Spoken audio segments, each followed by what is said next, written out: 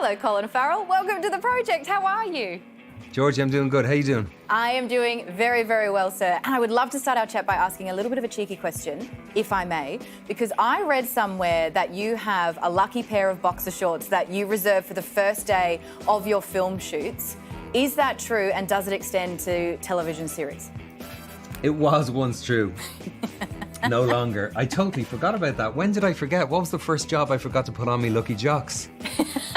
I must see if I can see where I stopped wearing my lucky jocks and see what the films were like afterwards.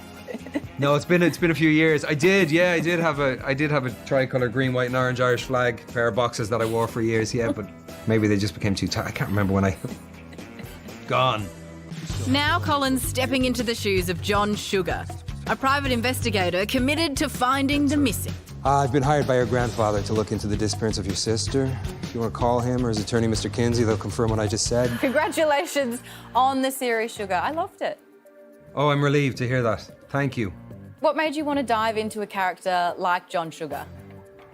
I love film noir and always have done, and I knew that this was designed, both the aesthetic of it was going to be designed, or even the aesthetic was designed when I was talking about it before we started shooting the first episode. I was told about the car, and I was told that he wears suits, and he's a private detective who lives alone in a hotel. He hasn't set down any roots. He has no interpersonal relationships, all that kind of stuff. So I was aware of the tone that the show was trying to reach for, but I'm so used to seeing in that genre characters that are cynical and tired and hard-boiled, and they've kind of got a simmering violence almost to them all the time, and this guy was totally different.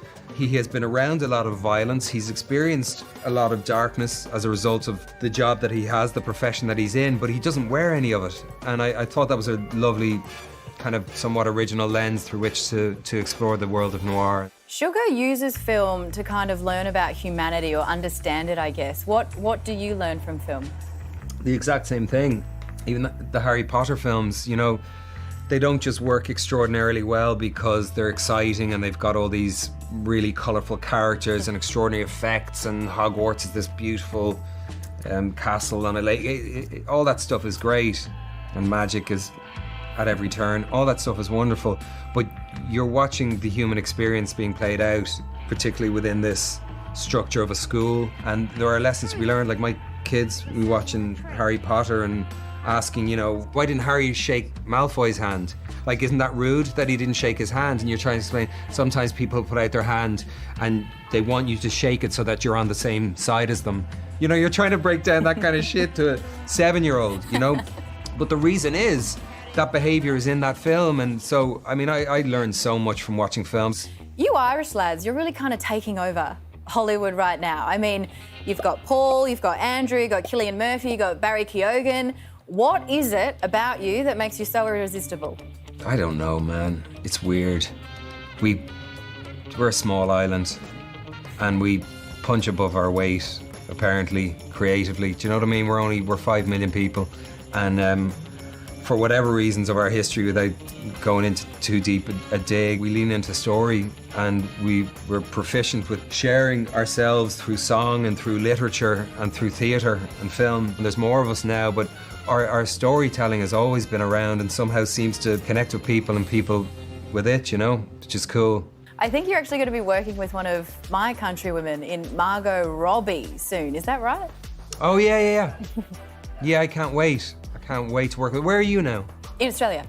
I know Australia. What part? Oh, Melbourne. You're in Melbourne.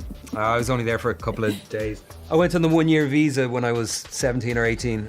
I lived in Australia, in Sydney for the year, but we did a weekend in Melbourne and then a weekend in Mount Buller. Yeah, it was cool. Well, come back.